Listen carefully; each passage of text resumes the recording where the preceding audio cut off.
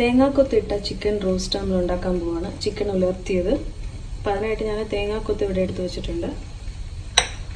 Chicken 300 gram clean ചെയ്ത് കുറച്ച് ഉപ്പും മഞ്ഞൾപ്പൊടിയും ഇഞ്ചി വെളുത്തുള്ളി പേസ്റ്റും കൂടെ ഇട്ട് മാരിനേറ്റ് ചെയ്ത് വെച്ചതാണ്. ഇത് ഞാൻ ഫ്രിഡ്ജിൽ തലേന്ന് വെച്ചിരുന്നതാണ് ഫ്രീസറിൽ. അത് ഐസൊക്കെ മാറി ഇരിപ്പുണ്ട്, റെഡി ആയിട്ട് ഇരിപ്പുണ്ട്. 2 ടേബിൾ സ്പൂൺ വെളിച്ചെണ്ണ ഒഴിച്ചു കൊടുക്കുകയാണ്. എന്നിട്ട് നമ്മൾ ഈ തേങ്ങാക്കൊത്തിട്ട് വറുത്ത് മാറ്റി വയ്ക്കും. ആദ്യം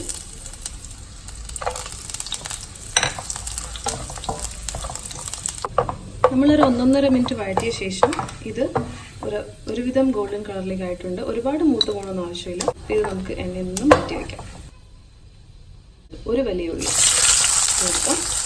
അതിനൊപ്പം തന്നെ ഒരല്പം ഉപ്പും ചേർത്ത് നമ്മളൊന്ന് നന്നായിട്ട് മുപ്പിച്ച് വഴറ്റിയെടുക്കാം. ഒരു പച്ചമുളക് കഷ്ണങ്ങളായിട്ട് കട്ട് ചെയ്തത് ഇട്ട് കൊടുക്കാം. നമ്മുടെ വലിയ ഉള്ളി ഒന്ന് പകുതി വാടി വരുമ്പോൾ നമ്മൾ ഒരു 5-6 ചെറിയ ഉള്ളി ഇതുപോലെ കട്ട് ചെയ്തത്, ഇത് ചെറുതായിട്ട് കട്ട് ചെയ്തത്, ഇതുപോലെ നീളത്തിൽ കട്ട് ചെയ്തത് നമ്മൾ ഇട്ട് കൊടുക്കാം. നമ്മുടെ സവാളയും ചെറിയ ഉള്ളിയും നന്നായിട്ട് മൂത്തിട്ടുണ്ട്. ഇതുപോലെ മൂത്ത് വരണം. ഇനി നമുക്ക് കുറച്ച് കറിവേപ്പില നന്നായിട്ടൊന്ന് ചെറിയ കഷ്ണങ്ങളാക്കി ഇത് ഇട്ട് കൊടുക്കാം. 1 ടീസ്പൂൺ മുളക് പൊടി ചേർക്കണം. 2 നുള്ള് മഞ്ഞൾപ്പൊടി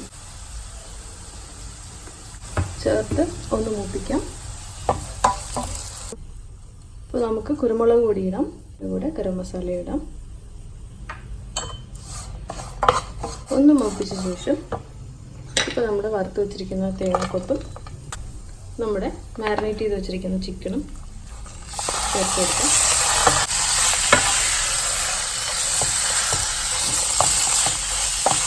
ഇത് നന്നായിട്ടൊന്ന്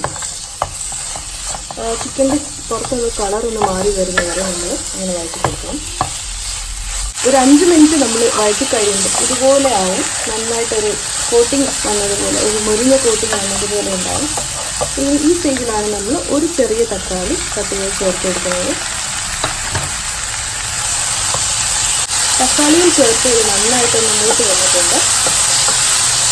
നമുക്കിനി ചെയ്യാനുള്ളത് കുറച്ച് വെള്ളം തളിച്ചെടുക്കാം. ഒരു 2 ടേബിൾ സ്പൂൺ വെള്ളം.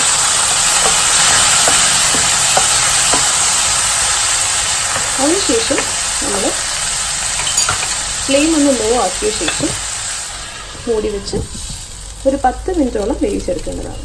10 മിനിറ്റ് ആകുമ്പോൾ ഇതിനകത്ത് നിന്ന് വെള്ളം വിട്ട് വരും. വെള്ളം വിട്ടൊന്ന് വെന്ത് വരുമ്പോൾ നമ്മൾ വീണ്ടും തുറന്ന് ഇതൊന്ന് ഹൈ ഫ്ലെയിമിൽ വെച്ച് ഉലർത്തിയെടുക്കുകയാണ് ചെയ്യുന്നത്.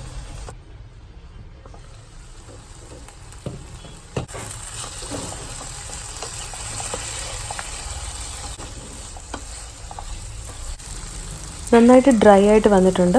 ഇപ്പോൾ നമുക്ക് ആവശ്യമാണെങ്കിൽ കുറച്ചും കൂടി തേങ്ങാക്കൊത്ത് ഇട്ട് കൊടുക്കാം. കുറച്ച് കറിവേപ്പിലയും കൂടി ഇട്ട് കൊടുക്കുകയാണ്.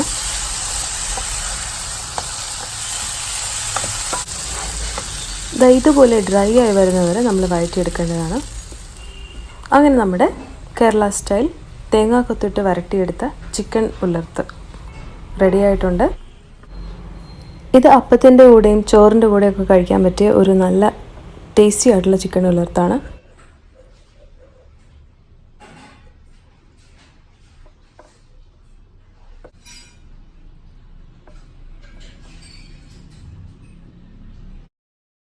നിങ്ങൾ എന്തായാലും ഇത് ട്രൈ ചെയ്ത് നോക്കണം. അപ്പോൾ ഇനിയൊരു എപ്പിസോഡിൽ കാണുന്നവരെ ബൈ.